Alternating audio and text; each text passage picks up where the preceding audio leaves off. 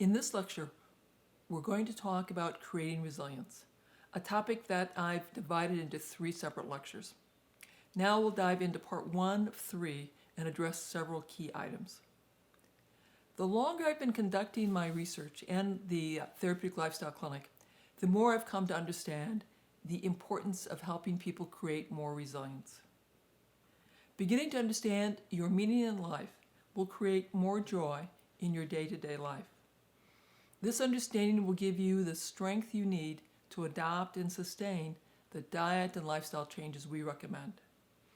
These changes will begin to fix your human ecosystem and improve your health, but you need the strength to make these changes. Finally, I want to be straightforward with you. There are patients who I see who I cannot save.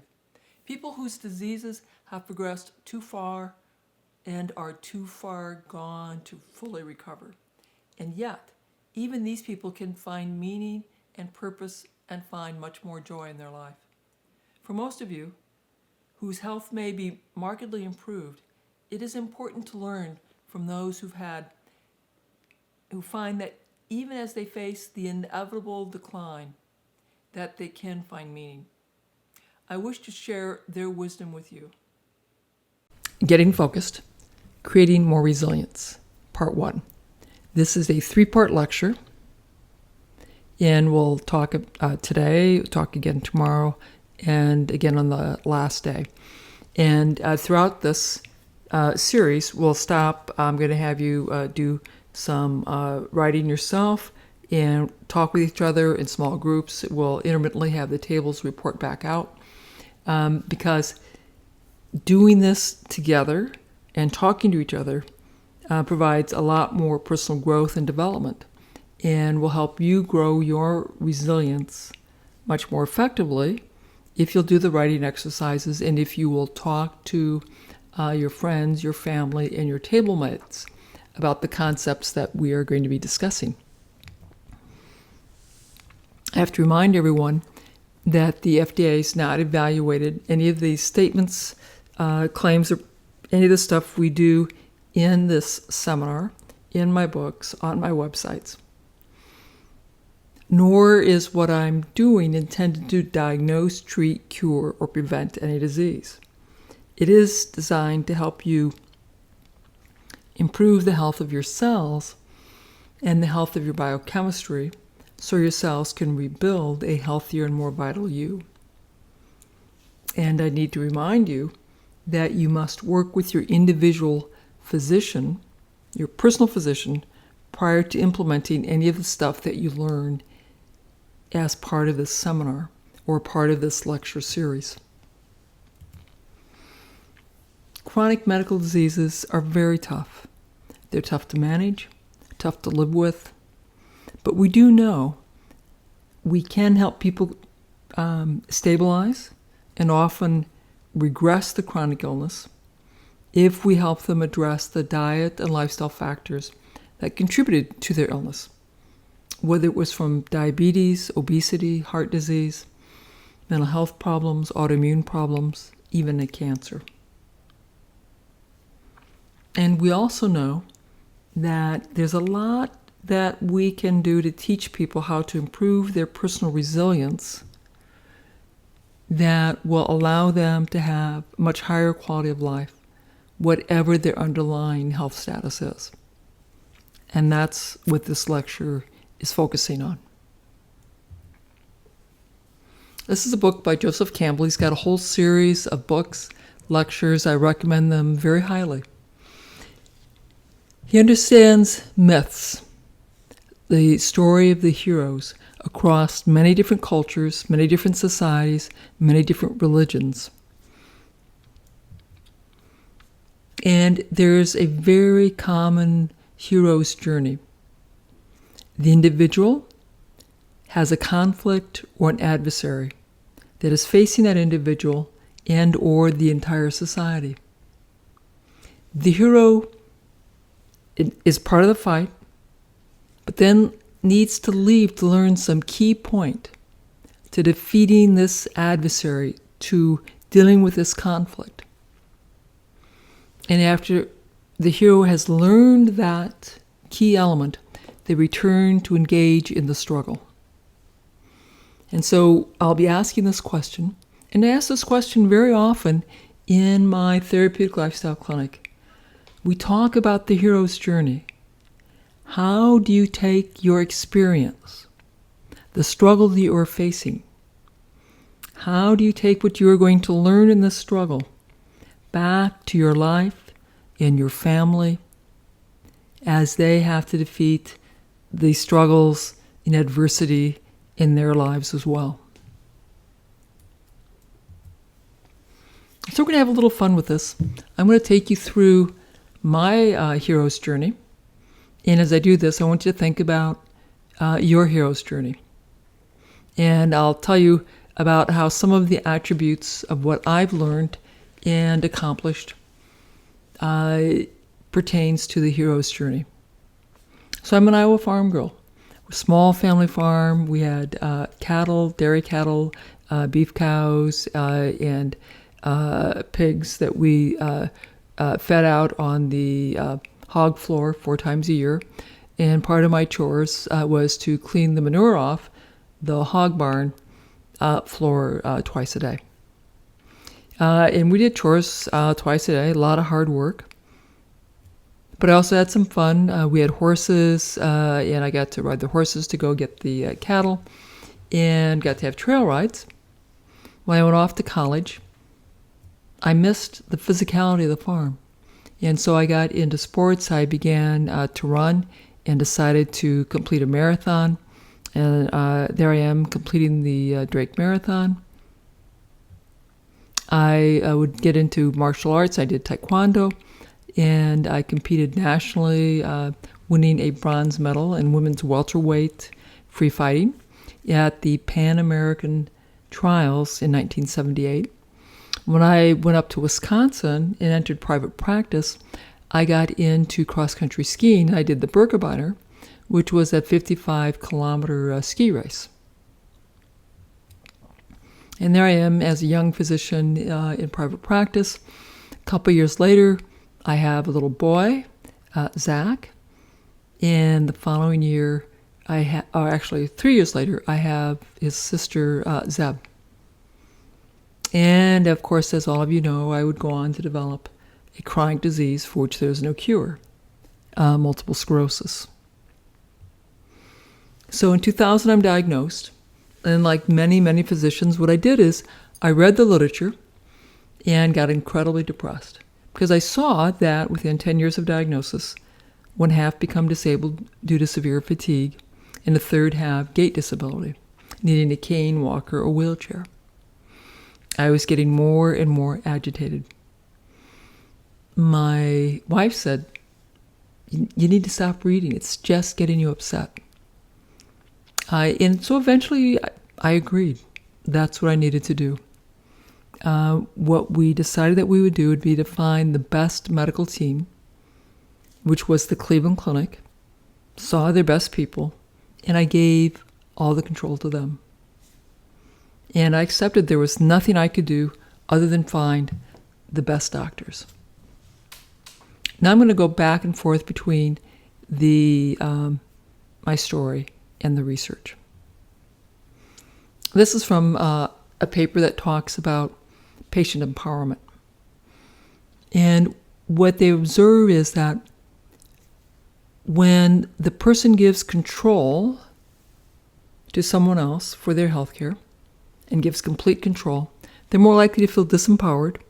They have a sense of helplessness, lack motivation, they are resigned, they have lost control of their life, and they're more likely to have a decline in health quality and a decline in health status. And that's what I'd done. I'd given up control of my illness to my physicians, and there was nothing more that I could do. Or was there? This is Viktor Frankl, a psychiatrist who was imprisoned in the concentration camps during World War II. He saw horrific things, horrific torture, horrific cruelty. But he also saw amazing acts of love and courage. And he wrote about that in his book, Man's Search for Meaning. One of the things that he observed is that between every event in our lives and our response to that event is a space. And in that space, we make a choice. And the choices we make define our character. I had 2 kids, Zach and Zeb. They were watching me. What choice? What was I going to make? What was I going to model for them? Every day I would say, Terry, Zach and Zeb are watching. And my kids really were my higher purpose.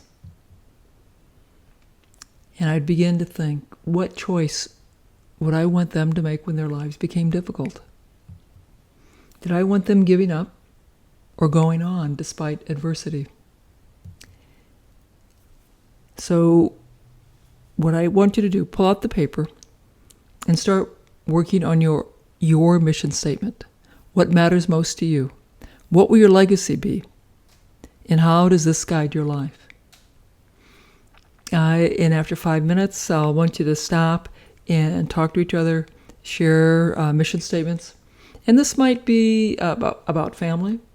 It might be about having a great garden. It might be about writing poetry or taking good care of your pet chihuahua. Having the best model airplanes you could find. What is it that matters to you? Where's your passion? So get your paper out, start writing. We'll do a few more exercises. At the end of this lecture, we'll have a check-in, table by table.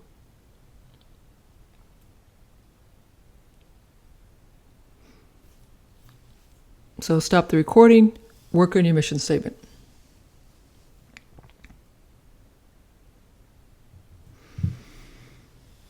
Okay, now back to my story.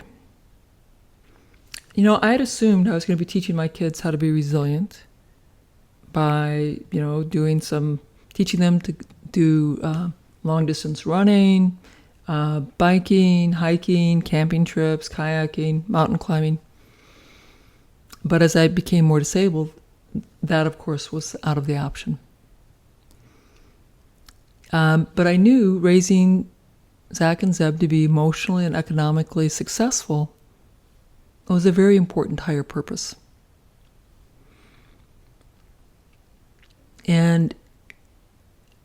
But now it's disabled. And part of what I learned was I could use my life still to teach them how to be economically and emotionally successful. I could use my life to model for them how to deal with adversity. And that I could get up and go to work. I could do my workouts every day, no matter how tough. And I could give them chores. And we, in fact, asked them to start setting the table, emptying the dishwasher, doing the laundry, because this was necessary for them to help run the household, as I could do less and less. I remember my daughter, I believe she was age 10, when she was complaining pretty bitterly, and she was very unhappy about it, that her friends didn't have to load and unload the dishwasher. Her friends did not have to do the laundry. They knew nothing about dish soap, nothing about laundry soap, and it just wasn't fair. And I said, yeah, you're right. It is not fair at all. And I'm sure it does feel bad and frustrating, and it probably does make you angry. And, she's feeling her righteous indignation. And then I followed that up with, and Zeb, I feel the same way. It's not fair that I got MS. It's not fair that I'm in the wheelchair. It's not fair that it's really hard to walk. But I go to work anyway, and I do the best that I can anyway. And it's not fair that this is how your life is, but it's how it is. And so we're going to just do the best we can.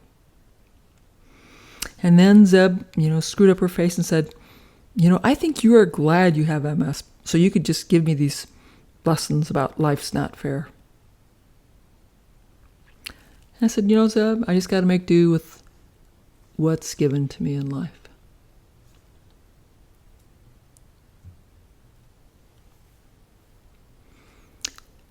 Now bouncing back to the literature again. This is from work by Stephen Mayer. And he's looking at the animal models of resilience versus learned helplessness. And the experiment goes like this. A dog is given electric shocks.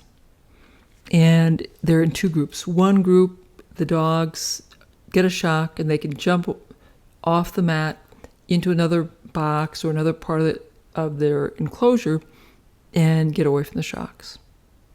In the separate animal model, the animal can't get away. The shocks just come and go randomly and the animal has no control. Now, the animal who has control, there's no health adverse outcome whatsoever. The animal who has no control becomes depressed, develops chronic disease, has a shortened lifespan, and does very poorly.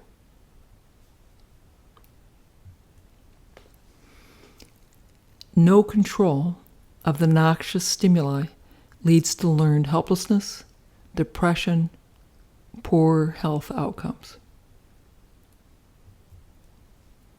Control leads to resilience, no change in health outcomes. And so what they learned was teaching people that they can influence how they feel, what happens to them, how others think of them, can alter how they respond to stress in the future, increasing their resilience. And this is really the crux of cognitive behavioral therapy. It's a form of talk therapy which really breaks down step by step how to learn that you have control over your environment, far more control than we realize. And it's actually proving to be a very effective method of talk therapy. So the next assignment I have for all of you is, what can you do to grow your resilience, the resilience of people that matter to you? And so another way of thinking about this, what do you have control over? Write it out. So, these are things like, I can control what time I get up. I can control being prepared for the tasks tomorrow. I can control what time I go to bed. I can control what I choose to eat. So you could list out what you control. What are the things you can do to improve your resilience? How do you accomplish that? And you don't need to have a long list. Just think of a few things. Write them out for yourself, and then compare notes with your neighbor. And the whole table, you guys should talk about what are some of the common themes you see in the things that you control, because the more you can learn how to control your environment, you have the possibility of improving your resilience to the stressful things that will happen in life. Again, we'll be inviting the tables to report out on this at the end of the lecture.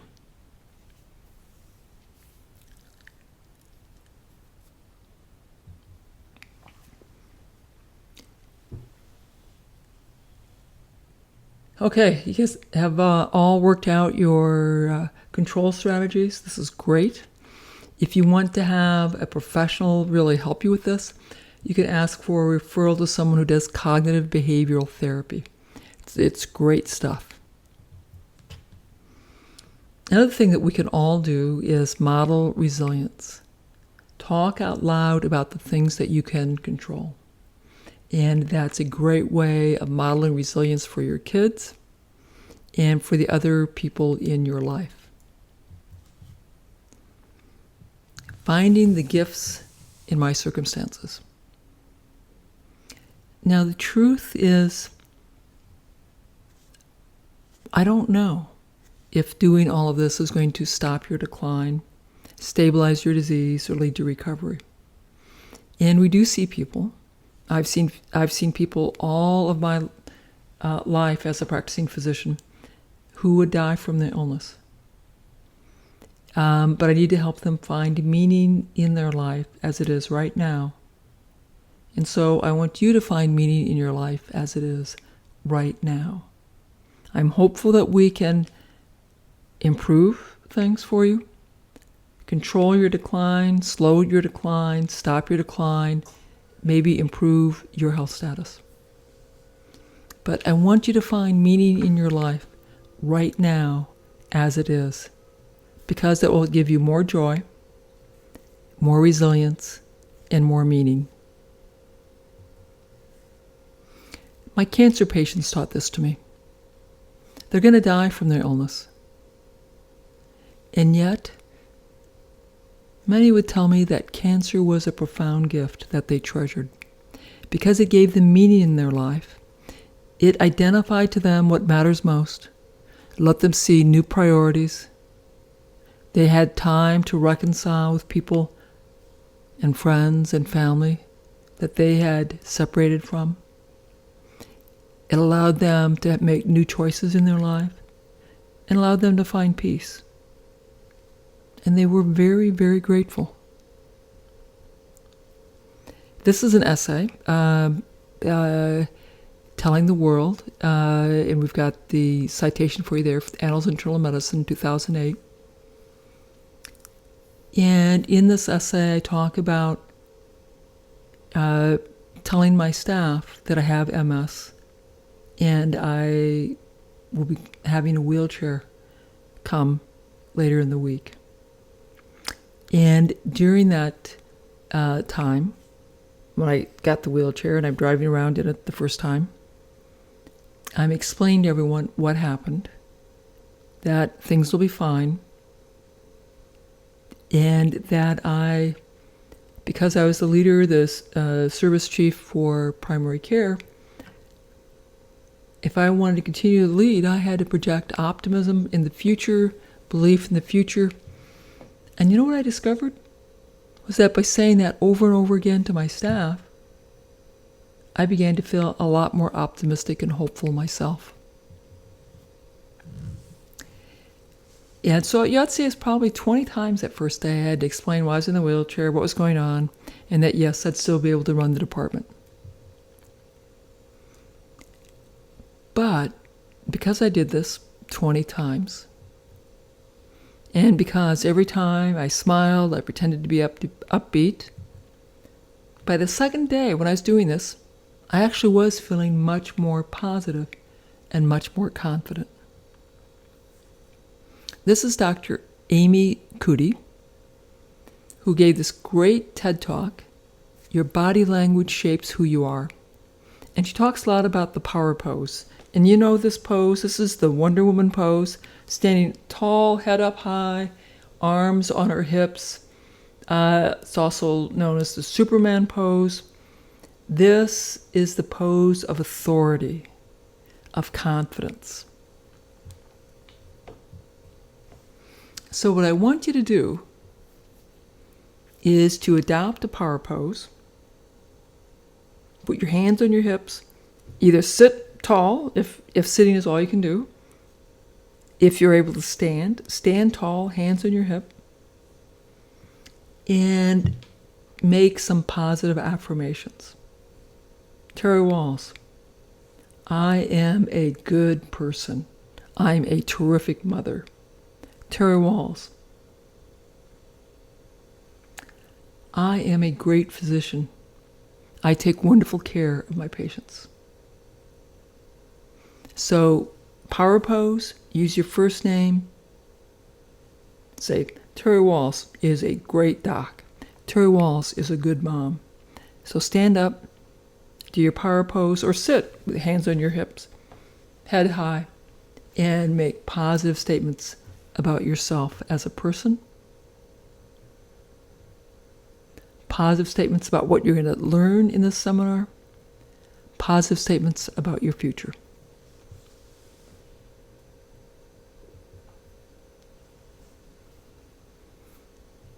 Self-talk. We internalize what we hear, what we say about ourselves each day. So if we are saying it in our head, if we are saying it out loud, we will make that come true. Whether it's out loud or whether it's just in our head. You will make your self-talk come true. Affirmations can be very helpful. They should be short, simple sentences, one sentence long. They're even more powerful if you include your name in that affirmation. And if you use the power pose, you will make hormonal changes that support those changes.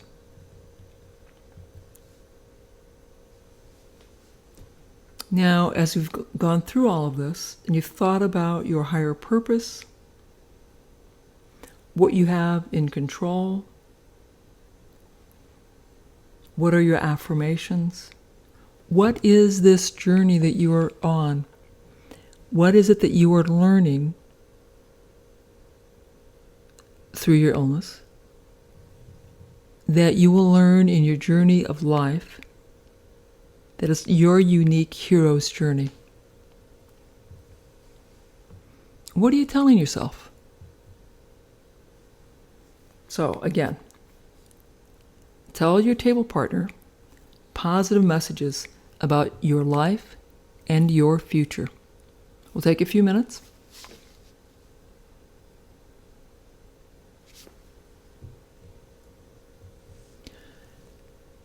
Well, and of course, use a power pose if you can as you do this. It'll be a lot more fun. And we'll come back to this again and again. You'll have a lot of fun.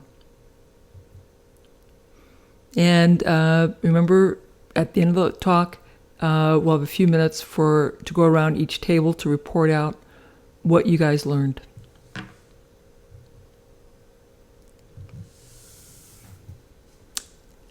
Now, I'd alluded to this, that I had to keep changing my narrative as my disability progressed. What is the meaning of my illness?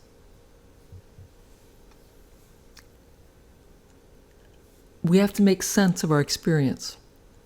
What is your higher purpose? And what is the meaning of your illness experience? I want to talk to your neighbor about your mission statement as it relates to the meaning of your illness. Again, this can be pretty brief.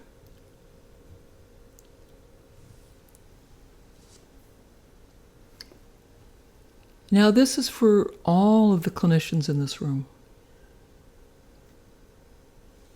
Many of us are struggling. We've gone into the healing profession. We were exhausted by it. We're burnt out. The pressure is higher. The reimbursement is lower.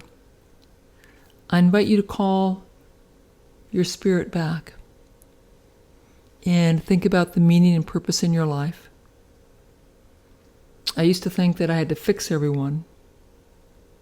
And then I came to realize that I can't fix people. I can give them information, but they're going to have to fix themselves because they're going to have to address their diet and lifestyle issues. And all of us need to practice forgiveness and compassion. We have to find hope, and we have to find our tribe. And it may be tribe of other folks who are reclaiming their health in journeys like this. And for the healers, we have to find our tribe of other like-minded healers.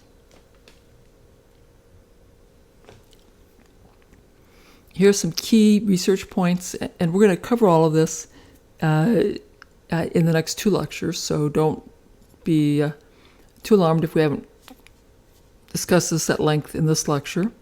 The learned helplessness, control over the environment, the importance of cognitive behavior therapy, meaning of illness. In the next lecture, we'll talk about relationships, family issues, social connections, and loneliness. Here are the citations if you wanted to go look this stuff up. And so a summary of the key concepts. Creating resilience does not require recovery. I've learned much of this from patients who knew they were going to die from their illness, and yet they still found their illness to be a profound gift. If we think we have no control, we have learned helplessness, and our health status will decline. If we realize there's much we can still control, we have much better resilience. If we can hold on and find meaning in our circumstances, we will do much better. Remember the positive self-talk, affirmations, power pose, Wonder Woman had it right, or Superman, Supergirl. You worked a lot on your mission statement and your higher purpose. And you've been thinking about your hero's journey. Now with that, we're going to stop and we'll walk around the room and have somebody report out from each table what were some of the key things that they learned as we had these conversations.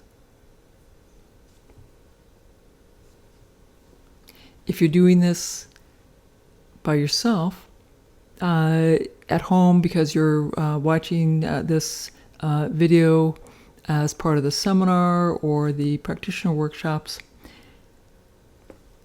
review your notes, and I encourage you to talk to a professional colleague, a friend, or a family member about all of these concepts so you can talk through and have somebody as a sounding board for these issues. It'll really be very, very helpful in your learning, your growth, and your development.